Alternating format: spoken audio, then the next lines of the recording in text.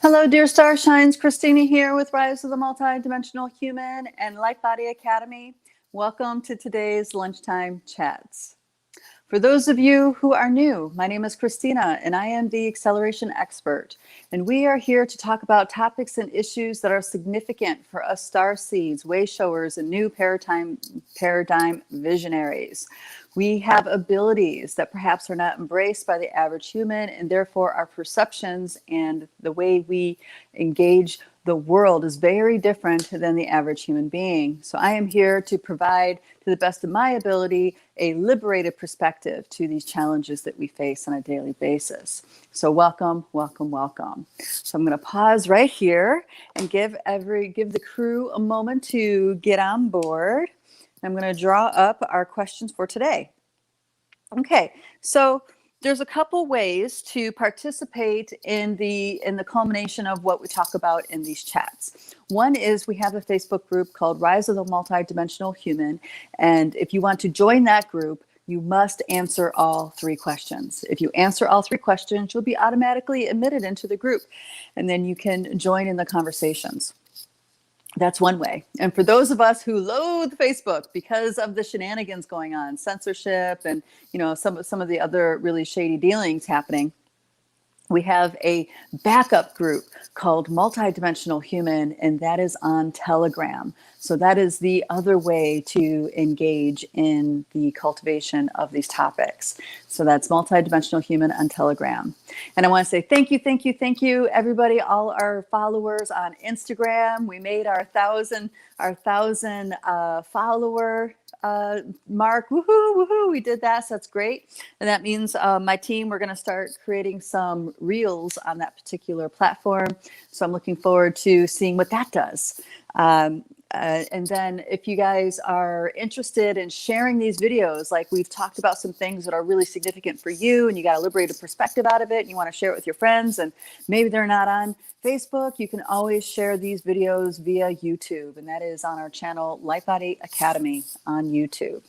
So welcome. Let's see what we have here. Okay, so the questions for this week are a little bit more complicated because of the different ways people have to contact me, right? Through either Telegram or Facebook. So we have a dear Starshine who did a whole list of questions. This is Renee, or Rini, that did a whole bunch of questions on the rise of the multidimensional thread, human thread. And then I had some messages through Telegram, and those aren't so easily described. So the ones that came through Messenger and Telegram, the sentiment of Dear Starshine leaves me a lot of voice messages. It was around the sense of, she doesn't see how humanity can wake up, how humanity will be able to shine through the shenanigans, shine through all the bait and switch, all the reversals. And her observation is that, even light workers aren't showing up for each other to support each other. And there's a lot of judgment and hypocrisy going on. And the programs are so thick. She's feeling rather, I don't know if helpless or hopeless is quite the right word, but like in the state of how does humanity have a chance to wake up out of the blindness that's happening, right? All the ways at which even our deepest belief systems have been hijacked. So I want to speak to that because that's really significant. I think a lot of us find ourselves in those places sometimes where we feel like it's so unfair, the level of manipulation that's going on. And how does humanity even stand a chance to wake up out of it? Because the inception goes so, so deep. So I want to talk about that. And then another question was around manipulated narratives. The whole, I guess a lot of people who are choosing to wait and see what happens with the jab, or people who are labeled vaccine hesitant, which actually that vaccine hesitant has just been put over the top to anti-vax, no matter, if you truly are that or not. So there's a lot of hostile narratives and rhetoric getting thrown at those types of people. And I just posted something simple on our sister group called Empowered Soul and Freethinkers Alliance that describes the reason why, you're being called selfish, the reason why, what's behind the psychology of why those people are pointing the finger in such a hostile way, and it comes down to, they're scared and they feel helpless and they're desperate to get their life back. and the rhetoric in the media and the government has turned it into, well, it's these people over here on why you don't have your life back, right? So it's very, very clear now, if people weren't awake to it already, that there's a specific strategy to dividing the people, into dividing and making enemies out of our neighbors, out of our family, out of our friends, right? So I want to talk a little bit about that, the kinds of things that we can do to unhook, and the kinds of things that we can do in the moment. So in the moment, what we can say and respond that actually turns something like that into an opportunity for awareness, for awakening, stuff like this. Okay. And then we have Dear Sister Rini and the series of questions that she has. So these are just, so some of them are kind of funny, but I'm just going to read them through anyway. All right. So, all right. The first question, which is a great question, because to me, this is the whole difference between old paradigm and new paradigm. This is like the difference between the Homo sapien and that quantum leap forward into the Homo luminous, as far as a biosuit, as a being, right? So the question is, higher self inside us or outside of us, or higher dimension? If we live parallel lives, how does that work? Okay. So this is cool. I've talked about this before, but I'll kind of go into it maybe in a different angle this time. And then we have, are we all star seeds? What if we're not? Humans, are we humans, angelics, test tube experiments, tellurics? What are we? And then we have, we are all made in God's image. What does that image, what does it actually mean? Galactic, celestial, telluric. Okay, when she's talking about telluric, she's referring to the second dimension that I talk about a lot in these models, and that is the a compilation of atoms, molecules, elementals, cellular exchanges. It's we have the atoms, molecules, and from that becomes cells, and from that becomes tissues, and from that becomes organs, and organs into systems. Okay, and then the system, then our biosuit is a series of systems nestled within each other. Okay, so that's what I sense when she's talking about, are we telluric? And then she's wondering about the two suns. Why are people talking about two suns? What is that? Are we in the sixth sun? Okay. And the sixth sun is a reference to both an indigenous prophecy from South America, which is from the Quero medicine elders, the wisdom keepers of that particular lineage. And then also the Hopi tribe also talks about the fifth and sixth sun. All right. Then why two moons? Are wormholes really portals? Yep, they are. And this one I love, because I think this is something that freaks a lot of people out when I give them my perspective, but it also liberates people a lot, because it creates a little bit of clarity here. And the question is, if we're all given free will, is that why galactic and earth wars are allowed to continue?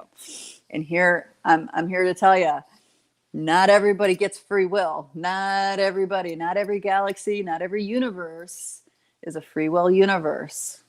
Okay? It may be an illusion. Okay? So when you're in a finite universe, there's no free will anymore. You're going in a trajectory that has already been decided. Versus when you're in an infinite universe, then free will is so. Because that is what keeps the universe always moving in its infinite state. Okay, and then she wants to know, who are the Hyperboreans and the Anunnaki? So I'm going to talk about that. Oh, the silly question, which I thought was funny, is why is poison ivy poison? Why are there wasps? And why do roses have thorns? Okay, so that's all. That's just, what it is, what it is. All right, so let's jump in. Let's go ahead and do our activation. Let me say hi to our dear sister Starshine. Sister brother Starshine's joining us. Hello, dear Facebook user. Hey, Nancy, how are you? Newly unemployed as of this morning. Oh, okay. So it sounds like she got the axe for not getting the jab. Okay, so well, that's a very interesting place to end up, and I think there's a lot of people that are actually pushing it to that place. We need to decide where is the line for us. How far are we willing to go to stand up for what's important for us, right? I know that it took being a parent for me to grow enough of a backbone to stand up to certain establishments. I saw what they were doing to my kids, and that like just struck a chord with me. So like I said, it was like the parenthood is what really pushed my envelope to make those choices that I knew that were right for them, and really stand up to the establishment. And in the standing up to the establishment, I had a whole backlash. I had family members, I had in-laws, I had friends, all kinds of people were throwing me under the bus because of my decisions. But because I knew deep down inside it was the best for my kids, I didn't care. I could actually say, well, tough shit. I don't care. This is what I know is right for my kids. All right. Thank you. Hello, dear Carol, and hello, Spirit Bound and Soul Schooling. Welcome. I can't see what that emoji is, but okay. Thank you for being here, guys. Okay. Oh, and for those of you who are interested in really diving in and reclaiming your sovereignty and exploring how to make a quantum reality shift on a personal level for you, our quantum reality shift program is now open for enrollment. So on our website, lightbodyacademy.com, scroll to the bottom, towards the bottom, and you'll see there's Quantum Reality Shift Lightbody 101. So this is a six-month program giving you all the tools and working all the tools and techniques with you to create that reality shift in your life, in your life, so you can actually turn this story around into a story of empowerment, a story of becoming for yourself. So I welcome you guys to check that out. All right. Dear Sister Nancy says, and the words that come to me while it was going on were, I am free. I am unlimited. There are no chains that bind me. I am free. I am unlimited right now. Mwah. Thank you, darling, for that. Thank you. Okay. So when it comes to awakening ourselves on that multidimensional level, in the beginning, before these kind of shenanigans, it was really something that was, part of a lot of us were drawn to our path because we were healing, we were seeking, we were, on our spiritual journey. But nowadays, it's really, the importance of this has really escalated over the top, in the sense that we need to do this now so we can reclaim our reality, so we can actually reclaim the forces behind the forces that are shaping our world. So this work has become so relevant, and I can't stress how important it is for us to reclaim our responsibility for creating the world that we want, our responsibility for dreaming, reclaiming our ability to dream the world into being for our kids and our grandchildren and beyond. So this is not just foo-foo. This is practical application stuff. This is stuff that you can truly change your reality. You can heal from those considered unhealable wounds. You can reclaim yourself more deeply than you ever have in many lifetimes. There's so much potential being offered to us here, and not only on a personal level, we also are awakening to our potential as galactic citizens, in the sense that we have family that is in the cosmos. We have star family. So not everybody is a star seed, true. There are beings that identify more with the term earth seed, okay? It doesn't mean that you're going in the opposite direction necessarily. It just means the perspective of which you are reclaiming yourself is different. That's all. The end game is still reclaiming yourself and waking up to being that new human, waking up to being that Homo luminous that is prophesied to be walking the world right now as we speak. Okay. All right. So let me go ahead and do our outer nesting doll. Okay, we're looking like an egg today. Okay, so this outer nesting doll, this outer consciousness, that is a space holder for the outer edge of our consciousness. And I just mean our consciousness that is withheld within this body, that is actually imbuing this biosuit.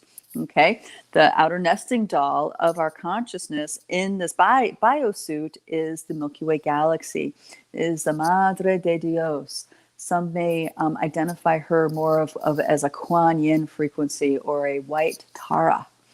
Okay, and this consciousness is also referred to as a bodhisattva consciousness, if this is something that resonates for you.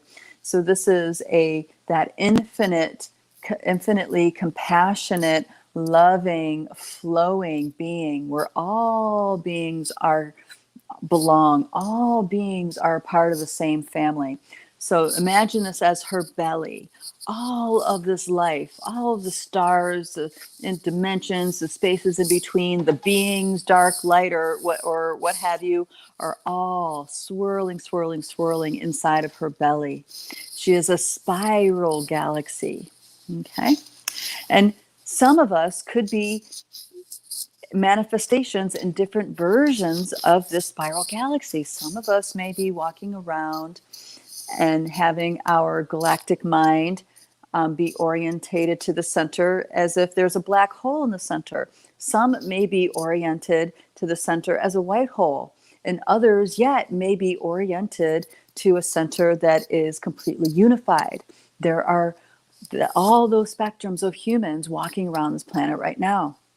Okay, that is because that is where their soul signature frequency is. Okay, our biosuit, all biosuits have lenses that perceive these levels of who we are. All biosuits do. So it's not just a highly evolved soul has access to this.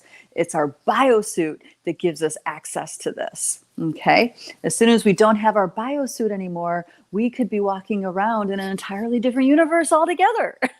Okay, so reality is not what we think it is, and we need to keep reminding ourselves that, because the way these intensities are happening, it's actually, narrowing our focus to such degree that we forget how malleable our reality is. We forget what is actually important in our choices. Okay, we allow the choices to be presented to us as door number 1 or door number 2. The powers that be say, oh, you got to choose this one or this one. Okay, if you don't like either choice, as a sovereign being, you can create door number 3 or door number 4 or door number 5. There's nothing stopping you from doing that, except for yourself, of course. Okay, you can do this. And this is what I believe the new human is here to do. We are not bound into these old narratives, these old constructs, the way a lot of others are. And in that, we are the example of that wakes people up. We are the example. It's the way we be that wakes people up. It's not what we say. It's not the arguments you get in Facebook. It's the actual vibe of who you are in a moment, that when you are in the truth of your being. Someone could be witnessing that, and in that moment be awoke. Next nesting doll in is the all that is presence. The I am presence that I am. Many spiritual traditions might call this God. Okay? And this is an organizing force. All of us have blended with this all that is presence before we emerged out of the mind of God, so to speak. God, Goddess, the I am, whichever label resonates for you. It doesn't matter what we call it. It is, because it's not a name. It is a being. It's a state of being is what this is. Okay. All of us, when we are able to unplug from the busy, unplug from the rhetoric and the polarity and all that stuff, and just be within our heart space, be within our inner rhythms, be quiet within our body, we will get to a very clear place of isness. Completely free, completely in peace, contentment, be in isness. Okay. This is where a lot of meditation practices aim to get. Now, there's there's always more, right? So it takes sometimes 40 years of meditating to reach this place within. But the key piece is that it's a place within. Okay. It's within you always. It's just we're not always aware of it. Our conscious mind is not always tuned to the frequency to be able to see and perceive that and experience that.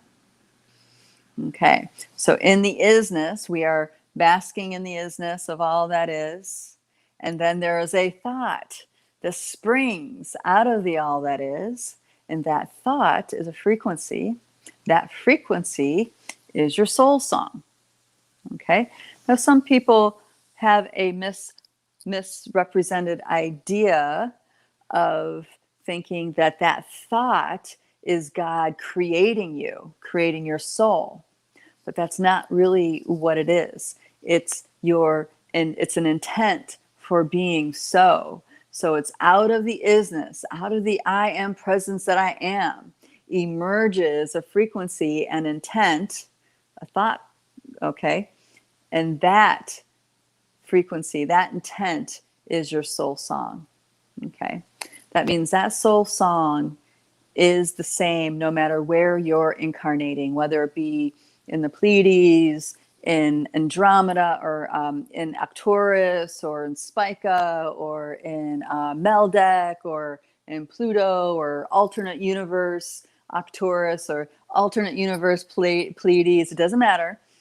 That soul song is consistent. It's the same because it is your unfoldment within this Milky Way galaxy. It's an intent for being so. It's an intent for being so. Okay. And then that frequency that is your soul song comes down to another level, becomes rarefied. That frequency becomes rarefied, which means it comes in and experiences a form, a plateau, a plane that has edges. Okay, it becomes rarefied. And because it becomes rarefied, it's that frequency starts to create a shape. If there were no borders, if there was no rarefication, that frequency would just continuing on and on and on and on infinitely in frequency. But it's not until it starts to reach a container does that frequency start to experience the edges of that container and start creating a shape.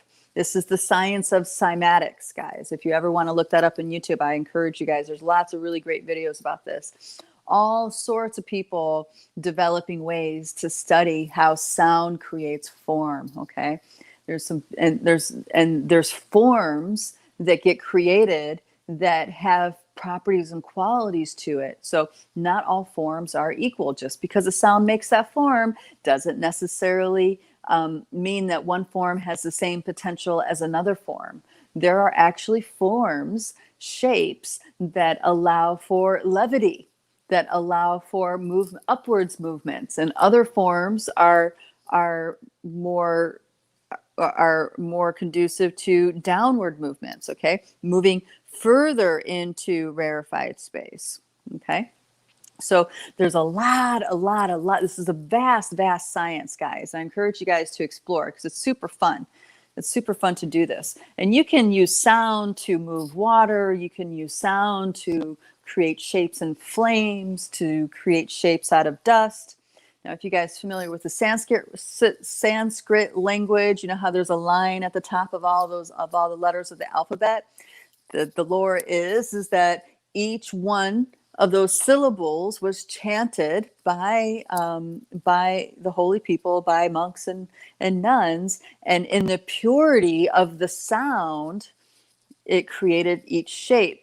And so the plate, the dust would create a shape, or the pendulum would move to create a shape, and then they would move the medium over a little bit, and that pendulum would create a line. And then they would start chanting the next syllable, which would create the next shape. This is why Sanskrit is considered one of the light languages. Okay. Now, there are several light languages, and there are only a few that there's spoken tongue based on light languages, and Sanskrit is one of them. So Sanskrit For those of you that study yoga and the Vedic scriptures, all those scriptures are written in Sanskrit. So in this way, they're considered books of light, teachings of light, very high level teachings. And the Vedas are some of the most ancient teachings that we have on this planet. It counts back like 45,000 years, I think it goes back. And it talks about the Hyperboreans, the time of the giants. It talks about the previous root races. It talks about the coming of the chakra system. It talks about wars that were fought in the skies with between chariots of fire and orbs shooting bolts, lightning bolts and stuff like this. So it quite literally talks about UFOs and galactic battles. Okay, so there's a lot within the Vedic scriptures that when people who study it very often reach a place of enlightenment, because it opens their awareness to things that are beyond what the typical human's reality is framed up as. Okay, so in this way, Vedic scriptures are really powerful.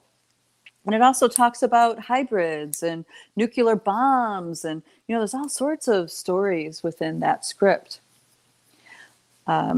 So anyway, coming back to, so the sound creates your light body. Your light body is the blueprint of how your consciousness is going to unfold within the Milky Way galaxy. So within your light body is all the ways you're going to explore yourself, all the ways you're going to fractalize, all the ways you're going to heal, all the ways you're going to get sick, all the ways you're going to die.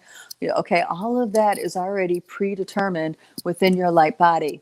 Now you might say, well, that's not very fair, but it is, in the sense of, you have already predetermined, your frequency already determined your trajectory. Okay, your intent for being so already set your trajectory in motion. Okay, the thing is that we think we are who we think we are. We think we're our face that we see in the mirror. And that's because we've been blinded for so long, we forgot who we are in an infinite level. We forgot who we are in a soul level, okay? So we're really invested in this face that we see in the mirror. But this is part of that spiritual awakening. As you integrate and heal deeper, deeper, deeper inside of yourself, you reach a point where you don't even recognize who you are in the mirror, because you start to recognize the faces behind the face. You can see that you've had many, many lifetimes as this kind of being here, and many lifetimes as this kind of being there. Okay, and you start to recognize more of it's your eyes. It's not the face itself. And that's the part that takes you to deeper knowing of who you are.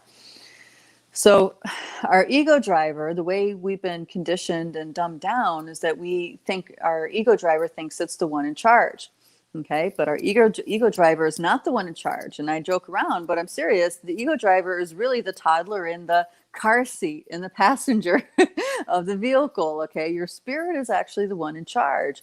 And this is why a lot of the manifestation teachings don't work out for people, because they are manifesting out of their ego driver wants and needs versus manifesting things out of what their spirit wants, what their spirit needs. Okay. And yes, our spirit comes into each of our lifetimes with a particular need. What is the need? It's in your nature. You need to express your nature, whatever your nature may be. Okay, you can't ignore it. Well, you can ignore it, but then you live a life of suffering, right? Of inner conflict, stuff like this. So it's best to temper that ego, so it listens to the master that's at home, the infinite light that's within you. When you can temper your ego enough to listen to the light within you, then that level of respect, deep respect, is developed, and you're not arrogant enough to think that you know it all. You understand, and you know more easily. You're more willing to recognize when you're buying into ego driver games versus the spirit. Our spirit is here to explore your humanity. That's an umbrella right there. All of us are here to explore our humanity. Okay, so this shenanigans that's happening right now is forcing us to do that, forcing us to face all the BS that we've accepted as the truth, and figure out, where is your humanity? Where Where is it? What does it look like from moment to moment? What does it look like to bring your humanity into this situation over here? What does it look like to rise to your humanity in this situation over there? Okay. This is something that really interests the spirit, and the ego driver not so much, because there's a lot of humility involved. There's a lot of listening involved. There's a lot, you see what I mean? There's a lot of honoring other beings that are very different than you involved. And the ego driver isn't necessarily interested in that because it feels more comfortable thinking that it knows. Okay. But, we don't have a choice at this point. We're at this time and space where it's all being decided and we're along for the ride. As far as ego driver goes. Now, this is coming back to the light body. A lot of people's light bodies are getting activated from the cosmic rays coming in from the solar system, from the mass coronal ejections. I don't know if you guys noticed this, but we just had one this morning, a massive G-class solar flare happen. Right? So all these things are transmitting gamma rays, all these high level frequencies to us, and it's activating, reactivating previously maybe stifled or dormant parts of our light body. Our ego driver has no control over that. You're along for the ride at that point. Okay? You're along for the ride. So the other thing I need to say about this is that as your light body comes into shape, and it reaches that next layer of rarefied space, which is the Akasha, okay? That next layer of rarefied space, all of the potentials that your light body has within it is experienced instantaneously. It's experienced instantaneously. So when you are from your galactic mind into this level, coming from this direction into your awareness, there's no time and space. There's just things being so. It just is. And as that light body shapes, that instantaneous manifestation of all the timelines possible happens. Okay. And let's see if I have some room over here. Okay. So I have room right here. So let's say your light body started off being, I'll just use simple shapes, started off being a triangle like this. Okay. And all right. So as that frequency soul song creates this shape, each one of these planes here, okay, is a lifetime, is an existence. Okay. Now, say you have a massive awakening, like you experience, like some part of this, one of these lifetimes, there was a porthole or a wormhole or a gateway, a stargate that opened, and you instantly remembered who you are on this level over here as the all that is being. And as you reemerged out of the all that is-ness, you have an addition into your frequency. You have an additional thought, an additional intent for you being so. Now that means your soul frequency has just shifted. There's more to it now. It's more robust. And now all of a sudden, maybe this light body has a bunch of other shapes that just got added into it. Okay. So now there's all these other potentials that are going to happen, that you're going to explore. And it's all going to happen instantaneously. You see what I mean? So working on the light body levels, working in the frequency levels is really, really profound. The danger is to bring human belief systems into the frequencies, because human belief systems have all been incepted by lies of limitations. All right. So it requires a very disciplined mind, being still, to experience the isness, to reemerge out of the isness with an additional intent and frequency. That's not the human ego driver declaring the intent. It is you holding space to witness the intent. That's what you see, the really, really big difference. You are holding space to witness the additional intent, the new intent. Okay. And in that additional frequency, you get new additions added into your light body. And this is where the transmissions for the new human, why they're so powerful, because these are encodements that you digest, and they get added into the light body. And then in adding these encodements into your light body, these encodements for the new human, adding them into your light body, it unfolds new potentials, new life strands, new streams of of exploration of who you are. Okay, so your Akasha all of a sudden has whole new hallways, whole new buildings added to its libraries. Okay, by simply digesting these encodements and allowing them to grow within you. Okay, now there's a lot of wounding, there's a lot of pain. So what happens is that we'll get an encodement, we'll digest it, and maybe it healed something, it healed a wound. Okay, and that's really in the beginning, that's really what it's doing. These encodements, you're receiving them over and over again, you're drinking it in, you're taking it in, it's healing wounds. And so in this way, those encodements are quite literally tilling the soil of your body, tilling the soil of your subconscious. So eventually it can be ready for these encodements to come in and be planted like seeds for a new garden to grow. Okay. So this work is, really, really potent. And the more consistent we are, the more dedicated we are, the clearer we are in our commitment, the easier and easier it gets for us. A lot of star seeds are coming to this planet already awoke to these levels. A lot of them don't even need these encodements. Some do, but not all. Same thing with the earth seeds perception of earth seeds, similar thing. All right, so we have our Akasha, and this is all of our lifetimes. Now, when we are in a human body looking into our Akashic records, it doesn't look like it's all simultaneous. It looks like, oh, this is a past life, this is a parallel life, this is a future life, this is a path, this is a universe in an alternate reality, or a lifetime in an alternate universe, or whatever. So when we are inside the individuation of who we are, of that 4D field, and we go into the Akasha, we have a very different experience of what it is that we're looking at than when we're in this level of our awareness coming into the Akashic. Okay. Now, one of those questions was, is your higher self outside of you, or is it within you? And I'm here to tell you, it's within you. In the new human, it is within you.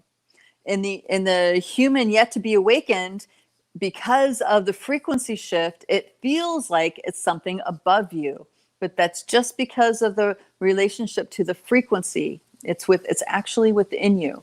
Your higher self is is this all that is peace. Okay.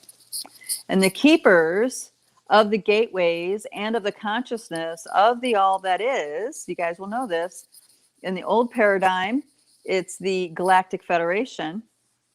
In the new paradigm, it's the Interdimensional Galactic Federation. I'm sorry, I'm saying that wrong. It's the Intergalactic Federation. Okay, so we go from galactic mind to intergalactic mind. So that means there's multiple consciousness from multiple galaxies on that council now. So it just went from several 100,000 members to millions. Okay, so this nesting doll right here is your higher self. Okay. So our individuation, that 4D field, and I'll just number these a little bit because I know I forget to number them sometime. 6, 5, 4, 3, which is the experience of space and separation afforded to us by these lovely biosuits. Then we have the telluric realm. And then we have the core, which is the which is the gravity that brought us all here, that frequency match that brought us all here to the core of the earth, the heart and mind of the Pachamama. She is the embodiment of the Great Mother. Okay, she's the embodiment of the Great Mother, Creator. So these are all these nesting dolls of space holding of consciousness is inside of our bodies. It's within us.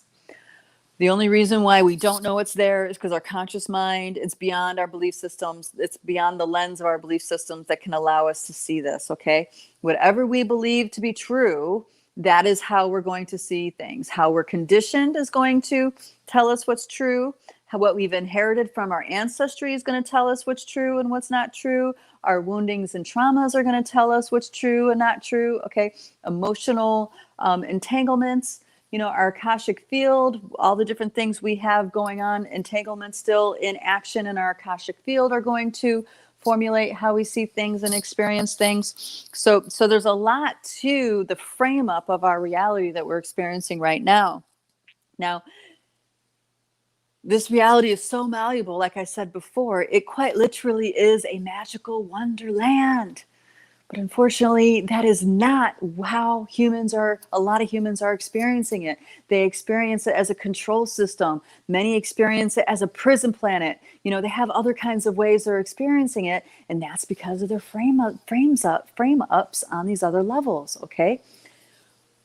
When you come across an ET and you think that being is foreign to you, what's telling you it's foreign?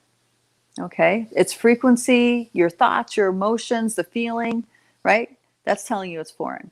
But what shaped your thoughts? What shaped the kinds of frequencies that you're used to? What shaped your emotional sense of things? Okay, what taught you what's safe and what's not safe? You see what I mean? So quite literally, everybody in this galaxy is our family. We are all together in this nesting doll. And chances are, if you're experiencing them in this reality, it's because you have connections to those beings in some way. Okay? So we all have star family with the Pleiades. We all have star family in Sirius. We all have star family of Arcturus. We all have insectoid family. We all have Draco family. We all have Anunnaki family. We all have, you see what I mean? We all have Mintakan family. We all have Spica family. Now, whether they're like brother and sister level close family, or maybe more something like cousins, it doesn't matter. They are family. We're all in the same universe. We're all in the same galaxy, the Milky Way. Okay, and she is a rich, dynamic being with many and that exists in many different universes. And so by us getting to know these other beings, this is why I talk about exospecies is so powerful for accelerating your consciousness. Exospecies relationships awaken us up out of the delusions that we think is reality and wakes us up to truly what's going on, who we actually are as infinite beings in biosuits. Okay. I mean, if you want to exponentially accelerate your consciousness, go out to the woods and make friends with a nature spirit. You know, get to know these beings that are in nature. Get to know the ocean. Get to know the wind. Get to know the mountains. Okay, those are amazing beings, and they're gateways. They're gateways for you to maybe get to know the Deva realm, the elemental realm, the Sasquatch realms, the Yeti realms. Okay, the beings of inner earth, those realms. There's all. I mean, there's so many beings here that are not human, that are highly evolved in their consciousness, that we can benefit being in relationship with. Okay, but we have to get over our arrogance. We have to get over our crap, thinking that we're the only intelligent life on this planet. That's not true. There's very, very highly evolved beings on this planet, and you know, we just need to be open to experiencing what they have to offer.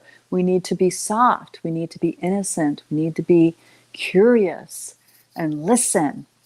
And by exercising all those aspects of our character, we grow exponentially in our wisdom.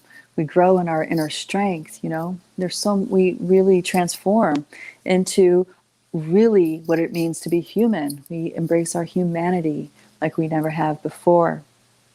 And that's the other thing. The more ET kinds of experiences you have, the closer you get to your humanity.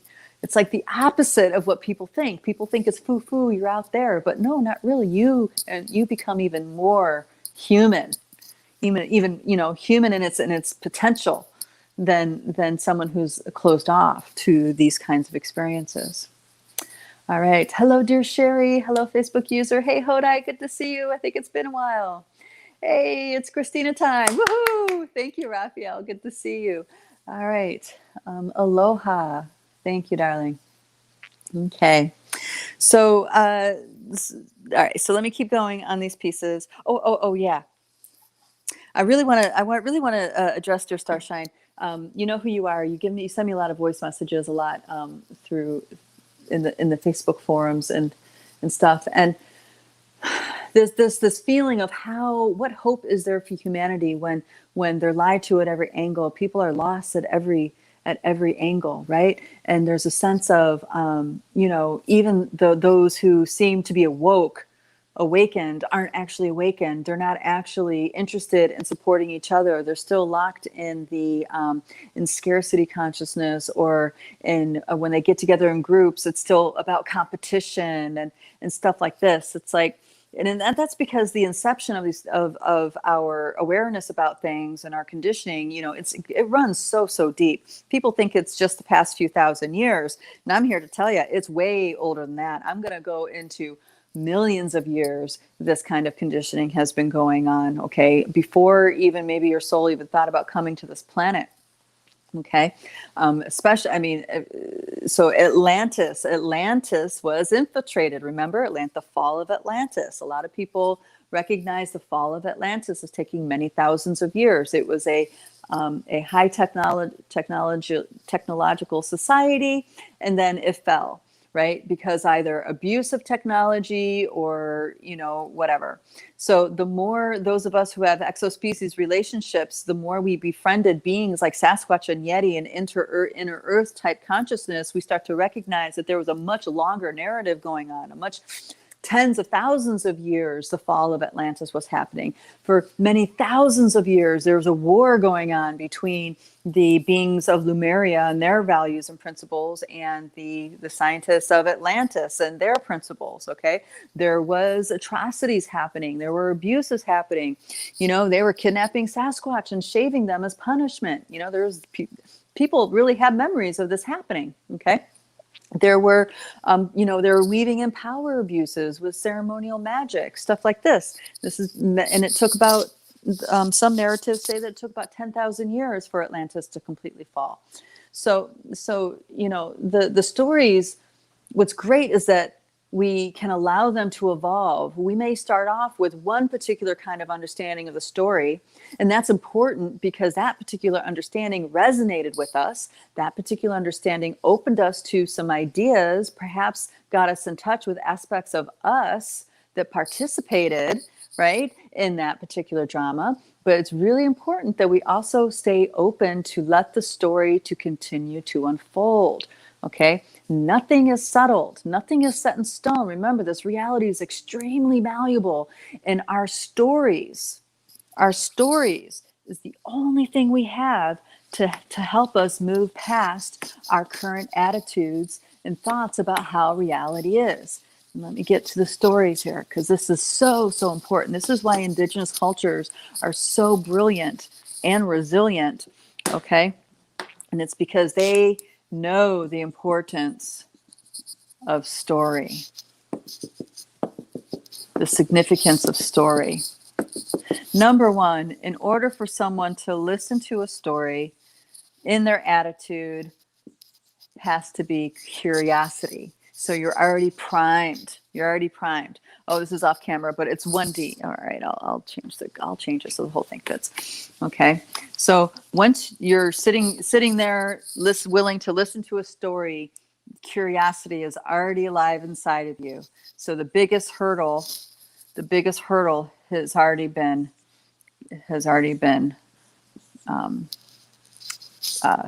navigated. Okay, so 3D space, telluric realm, microbes, molecules, atoms, crystal beings, waters, all the different elemental beings, and this kind of stuff, telluric realm, core of the earth. Then we have this 4D canopy.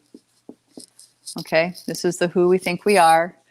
Then these rays coming in is the Akashic field, the perception of who you are as a soul on an infinite journey that never ends. Then we have our light body, we have our soul song. Also, frequency is a lot of beings communicate on the 7D. We call them the galactic highways of light. So there's a lot of interstellar and galactic communication that comes through this particular frequency. 8D, 9D, okay? And then we have the all that is frequency. A lot of people would communicate with like the Intergalactic Federation. And then you have the Zolkin, which is the keeper of the 9D. Now the Zolkin is only the black hole side. There's also a white hole side, and there's a unified version as well. So here's the thing. Just because you learned a certain version of the story, it resonated with you and it woke you up to something, Don't think that that story cannot change, is not going to change. Stay open, stay curious. Okay, because what's going to happen is that as you integrate and grow in your spirit, that story is going to evolve. That story is going to bring new awareness to you. That story is going to bring new characters in to thicken the plot, so to speak. There's going to be even more. So maybe when you first heard the Atlantean stories, it connected you with this idea of, ooh, I think I might have been there in Atlantis. I think I had a role to play in that particular narrative. So that story just connected you to the frequencies inside of you that are in resonance with the Akasha. Maybe you had some realizations and some dreams that woke you up from some of the entanglements you had going on in from past what perceived past experiences in Atlantis. Maybe you had a great big healing. Maybe some beautiful resolution happened within you, a realization resolution, and a choice point came and you chose differently, and okay, and you corrected it. You resolved the debt, so to speak. Now that story played out, it served a purpose. But what if there's more to the story? What if all of a sudden you start hearing totally different versions of the same story? Our ego driver is going to say, well, that's not how I heard it. That's not right. I don't think. And then we'll actually like be arrogant enough to say, well, that doesn't resonate. Right? So I mean, our ego drivers are ridiculous. I think we can all agree. So we all have different things like this. So, but what's important is not that it's not necessarily your reaction to the story. What's important is that the story found you. That's what's important. Okay. The fact that that story found you means something. It's telling you something. There's something that you are asleep to, something that you are blind to, something you're not awake to, trying to get your attention. So quite literally, it doesn't matter if a story is true or not, right? It doesn't matter. I know, you can be like, how can that be so? Because it's about what it awakens inside of you, okay? It's about the new opening, the new thought, the new feeling that you get in touch with from that story. That's what matters, okay?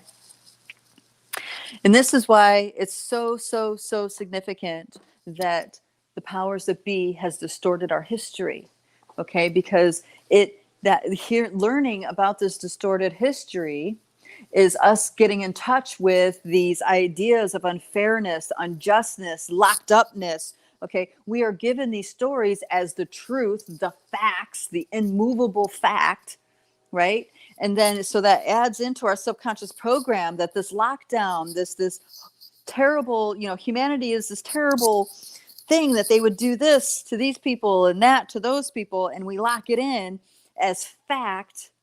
Okay. And then we're actually like, embodying our disempowerment. And in doing that, we're using our free will to participate in alternate timelines that are based on lies. Okay. So just an example of the many ways this can happen. So the indigenous cultures were brilliant because there was always a storyteller, and the storyteller had total freedom to tell their story how they were going to tell it. And nobody would stand up and say, well, that's not true. Nobody would do that. Everybody is captivated. Everybody is curious. Everybody is in their curiosity and their innocence, and they're listening. And when you have a master storyteller doing their thing, it's not just words. They're actually transmitting encodements of wisdom.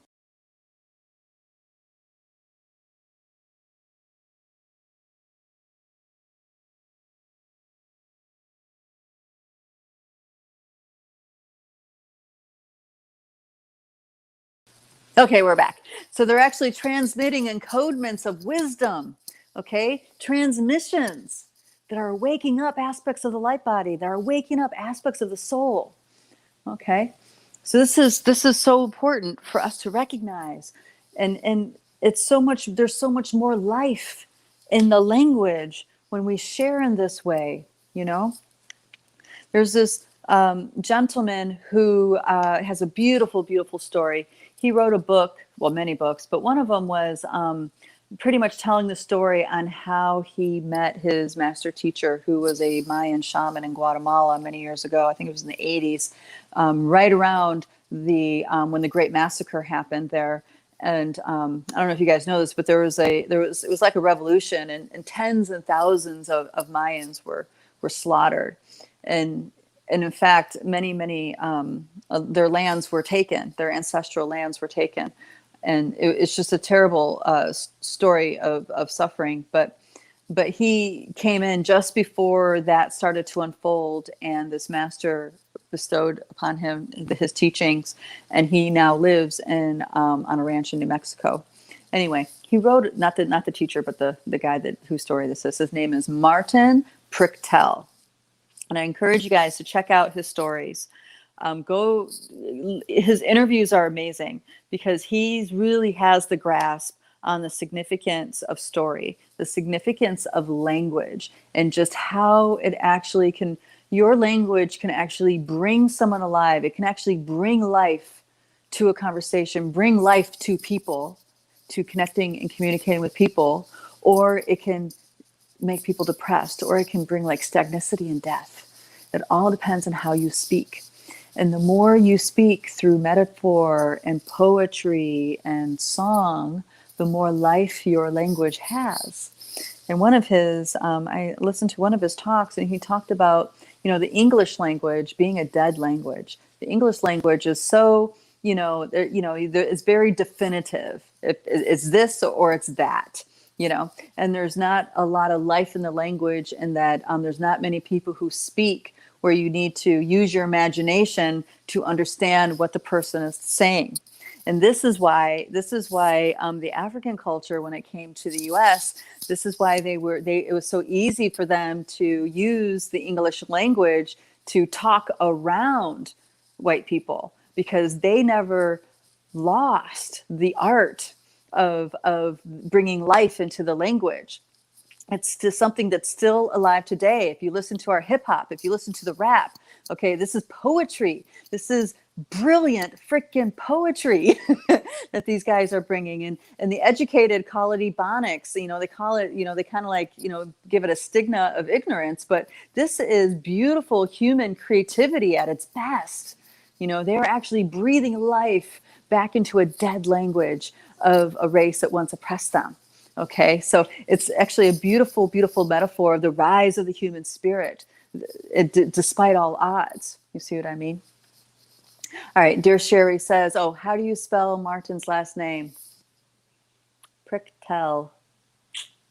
Sorry, I don't know. I can't spell it right off the bat. I've posted some interviews of him on this group before. Okay, so let me keep going. I got off on so many tangents. I didn't make it to all the questions. Okay, so let me keep going here. So there is a post that I just posted into the Rise group, and I'll put it in Telegram too, because it's such a beautiful, beautiful sharing of the power of the human spirit. It's a picture of a man meditating on a beach.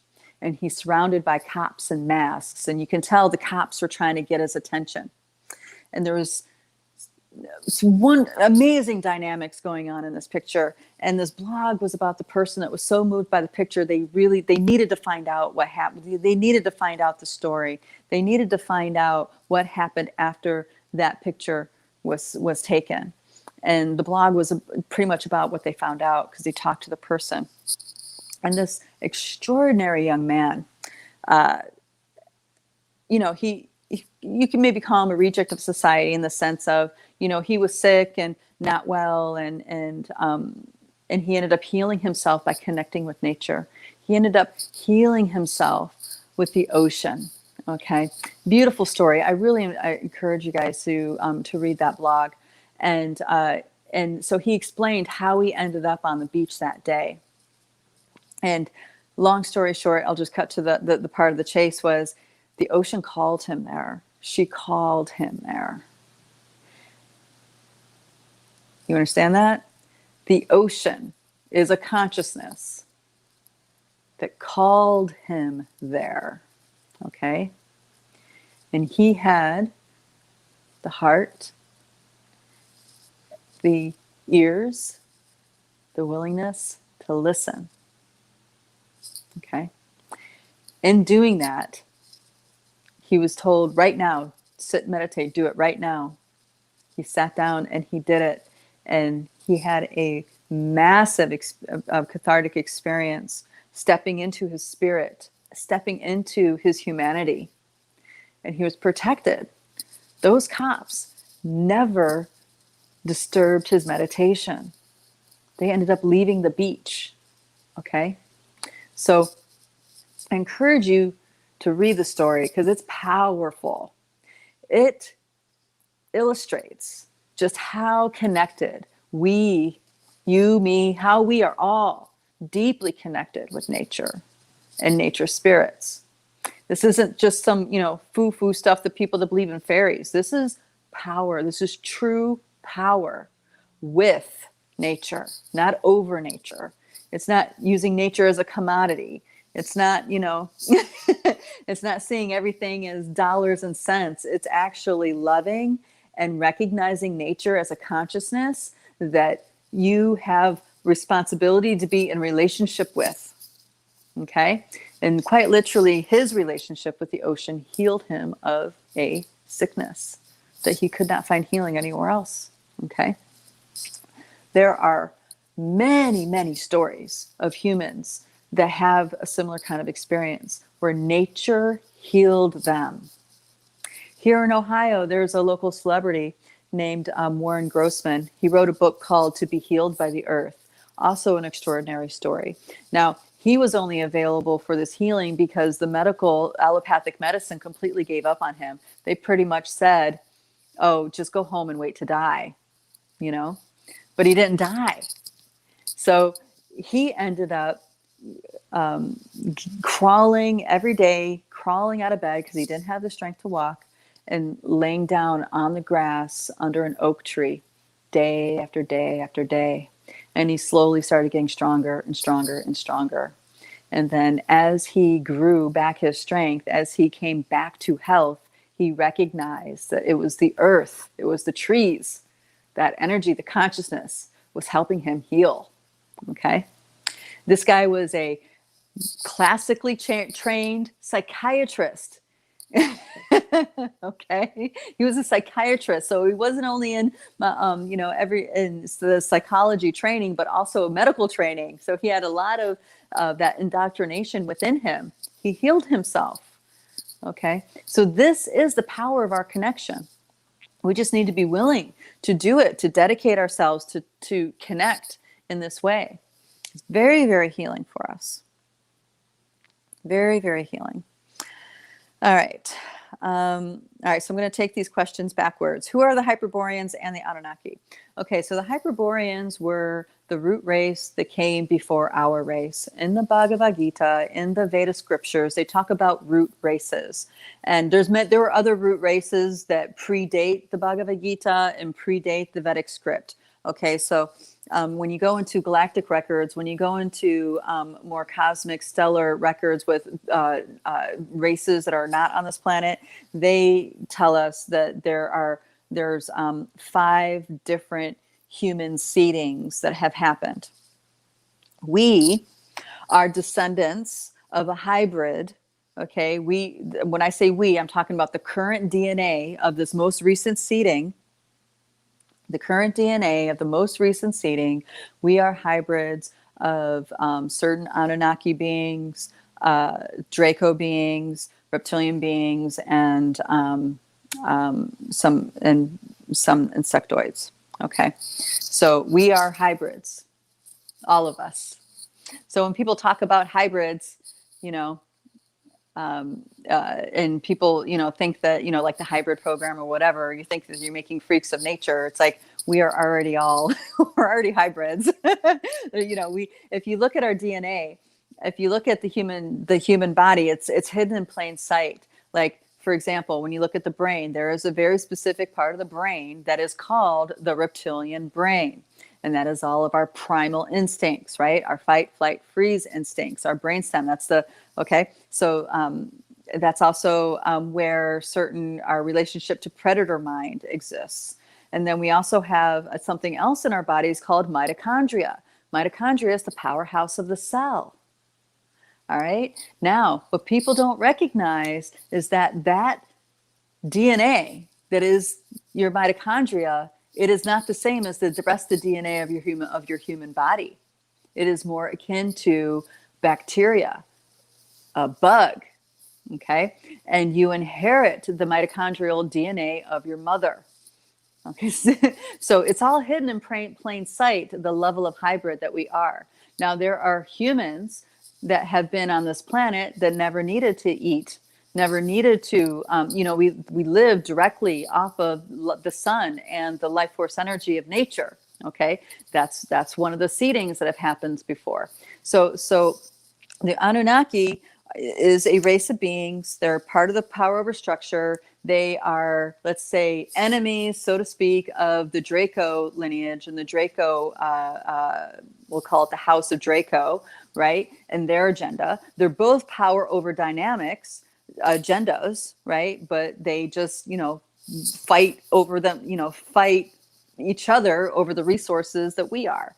We are the infinite beings agreeing to be a part of this journey, part of this drama, imbuing these biosuits. We're going to be here imbuing these biosuits until we decide differently.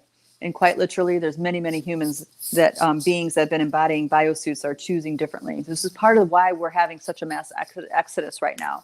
There is a different agenda unfolding on this planet, and there's beings that want to stay within the power over dynamics agenda that are leaving this planet, and they're going to start incarnating. They're incarnating somewhere else. So the Anunnaki is extraterrestrial. Okay, they have agreements to be here too. So we might think that they're invaders, but they have an agreement with the Pachamama to exist here too. They created our bodies, right? These biosuits. They're part of that creation story. So there's definitely an agreement.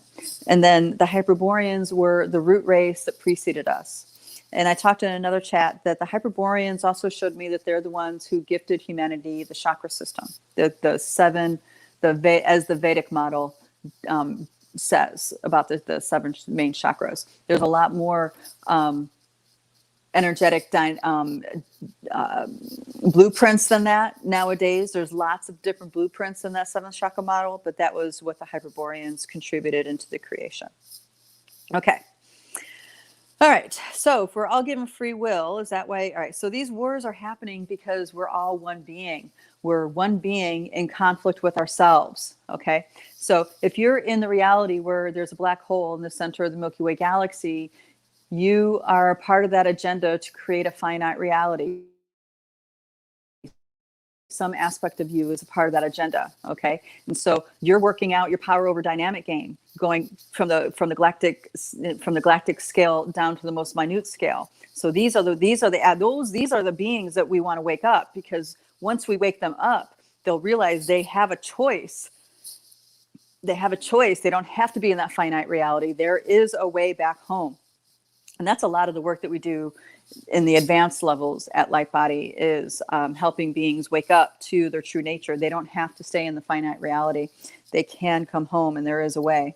So there's that kind of thing. These power over dynamics is a drama, because people think that love is the highest truth. It's not. I know that sucks. It is a truth, and it's very powerful, and it's what fuels the strength of our humanity. But the highest priority of creation is infinite movement. That means, you see what I mean? It's never, ever ceasing to move. And in order to have infinite movement, you have to have endless ideas, endless creation, endless dramas. You see what I mean? So this is just one of the many offshoots of fragmentation, fractality, that facilitates infinite movement. Yes, wormholes really are portals. Why two moons? All right, so the moon that is circulating, orbiting the sun right now is a ship. It's hollow inside. I've been to it a few times. in through dream time and astrally. And it was brought here to stabilize the subconscious of humanity because there were some major dramas that happened. So it was to stabilize the subconscious of humanity so we can stay fragmented in our consciousness and still keep our forms and unfold our dramas, right? This is what I'm talking about when the power of dynamics is actually really, really old. It's not just the past couple thousand years. It's much older than that. And the bringing of the moon was like that. 2 moons means that there's another moon coming in that's nudging, that's influencing the orbit of our current moon, which means the frequency that it's holding our subconscious awareness in, all right? Our subconscious, so we're not consciously aware, but as soon as something happens with the moon, things in our subconscious is going to get revealed to us. So that second moon needs to be comparable in gravity force, and it is actually influencing the orbit of our current moon, therefore influencing what we can access in our subconscious, what can come to the surface in our subconscious. All right. If we are all made in God's image, what image is that? Well, the Anunnaki and the reptilians, of course. Oh, I know. That one's a tough one to swallow, isn't it? Yes, we're a hybrid.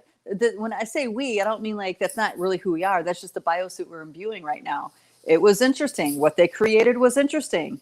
So our spirit said, yeah, I'll take that. I'll try that out. And here we are trying it out. Okay. So there's that kind of thing.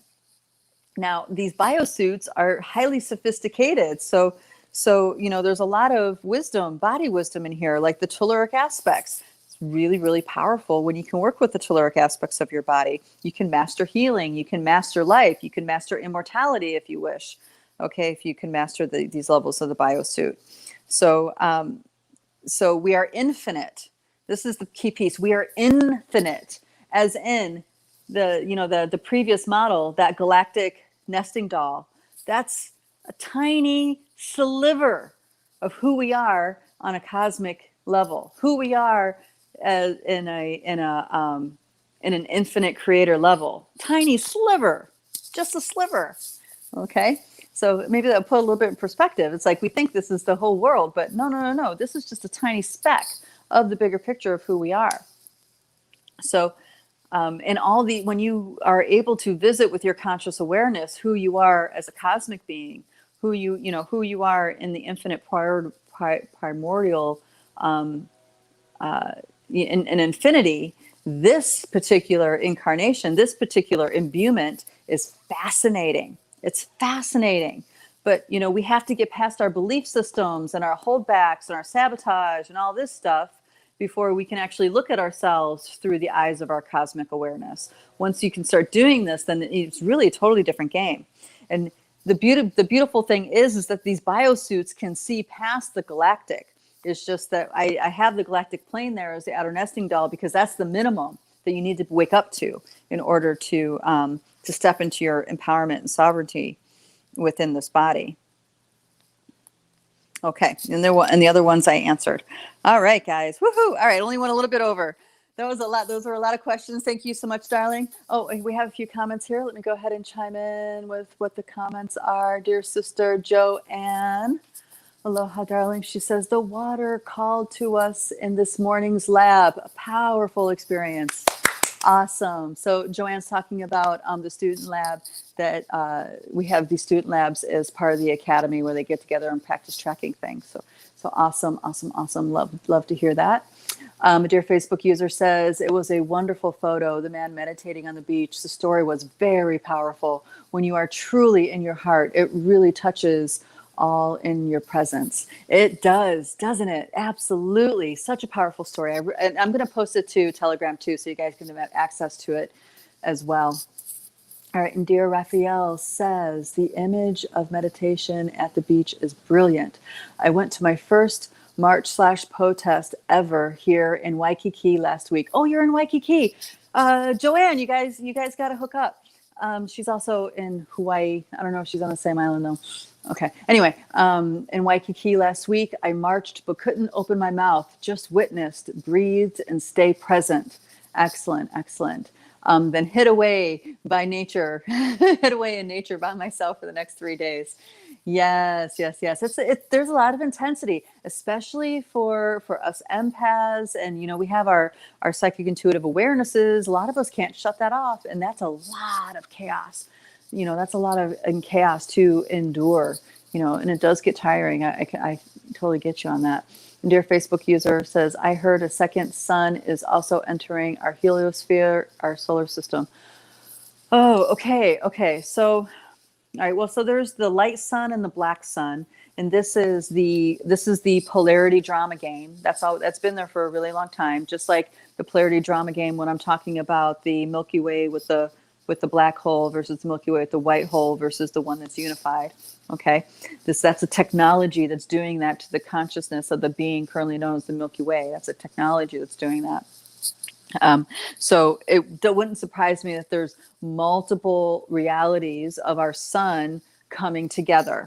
Okay, so I would say it more like that's a phantom. The black sun is a phantom reality, like a mirror reality to what we are living right now, and it's coming together in with the current sun.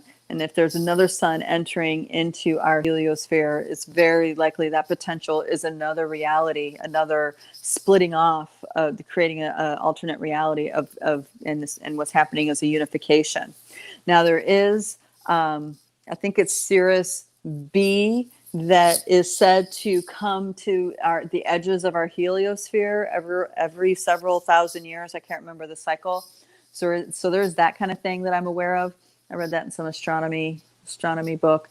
So I'm not sure if that's necessarily what you're talking about. But remember, we're multidimensional, okay? And most science does not take into consideration the power of consciousness. So these suns, for example, are conscious beings. You see what I mean? These suns are conscious beings. So it's not like it's just, this blast that's going to happen. It's like, no, these are conscious beings that are being steered towards each other. They are coming together, on purpose with intent.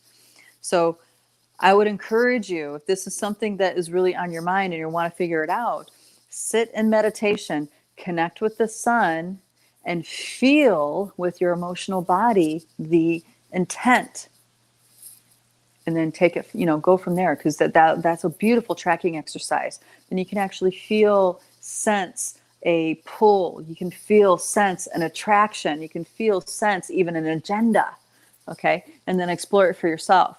This is what's so important. We have to explore these things for ourselves and trust where we get with this as something that's significant for us. Now, my perspective will be different than your perspective.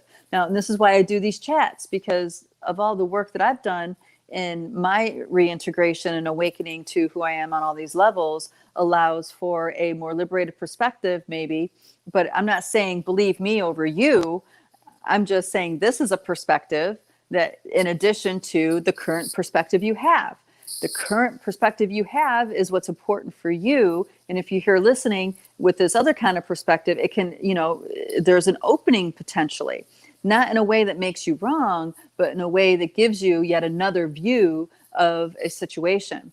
This is why elder councils require multiple people. That's why they're councils. That's why there's never just one wise ruler. It is a council of rulers. It's like the Intergalactic Federation is a council of beings. And you don't want beings that are all the same mind. You want beings with very different perspective on that council, because the more perspectives they can share, the closer you are to seeing the bigger picture.